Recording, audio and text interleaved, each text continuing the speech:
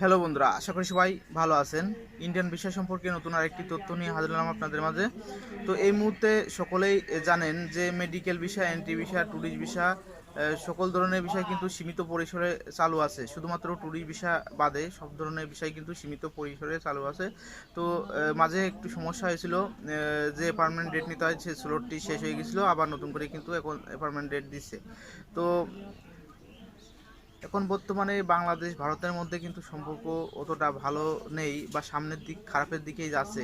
কারণ আপনারা সীমান্তর দিকে চোখ রাখলে, বা আপনি বাংলাদেশের সংবাদ মাধ্যমগুলো চোখ রাখলে বুঝতে পারবেন যে সীমান্তে কিন্তু প্রতিনিয়ত যুদ্ধ হচ্ছে। তো কোনো দেশই কিন্তু ছাড়তে না রাজি না এখন বর্তমানে। কিছু অনেকবার বৈঠক হয়েছে, 100 কতবার বৈঠক হয়েছে এই 1 মাসের মধ্যে। তো সীমান্ত কিন্তু একটি যুদ্ধ যুদ্ধ ভাব, বাংলাদেশ ইন্ডিয়া বিশাল কড়াকড়ি হয়েছে। ইন্ডিয়া কিন্তু সবসময় সতর্কতা থাকতে বলেছে সীমান্ত যে বিএসএফ আছে তাদেরকে, কিন্তু বাংলাদেশেও কিন্তু বিডিআররাও কিন্তু খুব সতর্ক আছে। দু দেশের মধ্যে কিন্তু একটু ঝামেলা। তো ইন্ডিয়ান ভিসার ব্যাপারে কিন্তু এটা কিন্তু প্রভাব পড়ে, কতটা অনেকটাই প্রভাব পড়ে। অনেকেই জানে যে এখন বর্তমানে ট্যুরিস্ট ভিসা বন্ধ আছে, এটা আসলে কতদিন পর চালু হবে কেউ জানে না। তো সীমান্তর যে অবস্থা, বর্তমানে সীমান্ত কিন্তু প্রচুর খারাপ অবস্থা, দু দেশের মধ্যেই কিন্তু প্রচুর ঝামেলা হচ্ছে।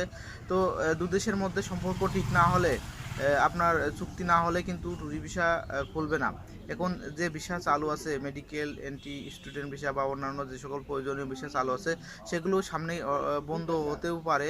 কারণ সীমান্ত কিন্তু পরিস্থিতি খুবই খারাপ, প্রতিনিয়তই কিন্তু যুদ্ধ যুদ্ধ ভাব। গতকালকেও সংবাদ মাধ্যমে কিন্তু প্রকাশ হয়েছে যে ভারত সরকার কিন্তু সীমান্ত বাহিনীকে খুব কঠোর পদক্ষেপ নিতে বলেছে, এবং বাংলাদেশের বিডিআররাও কিন্তু খুব কঠোর পদক্ষেপ নিচ্ছে। তো যার কারণে সীমান্ত যদি একটু খারাপের দিকে যায়, হঠাৎ করেই কিন্তু বিষয়গুলোতেও বন্ধ প্রভাব পড়তে পারে, বন্ধ হয়ে যেতে পারে। তো যাই হোক, এখন বর্তমানে আপনারা সকলেই জানেন যে ট্যুরিস্ট ভিসা বাদে অন্যান্য ভিসা খোলা আছে। তো সামনে কী হবে বলা যাচ্ছে না। তো আরেকটি বিষয় হচ্ছে, অনেক গতকালকে আমার একজন নক করে বললো যে বেনাপোল বর্ডার দিয়ে ভারতে গেলে এখন বর্তমানে একটু সমস্যা করছে বাংলাদেশের সাইড থেকে কিন্তু।